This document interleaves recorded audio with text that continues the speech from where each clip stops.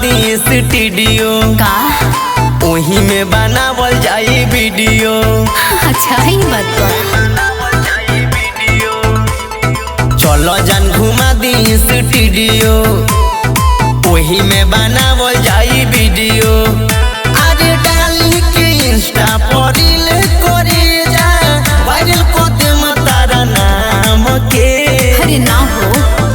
अरे पापा जी के पगड़ी के लजिया बचावे के बा कोरे ना हम ऐसन काम के। अरे पापा जी के पगड़ी के लजिया बचावे के बा कोरे ना हम ऐसन काम के। अरे बुझला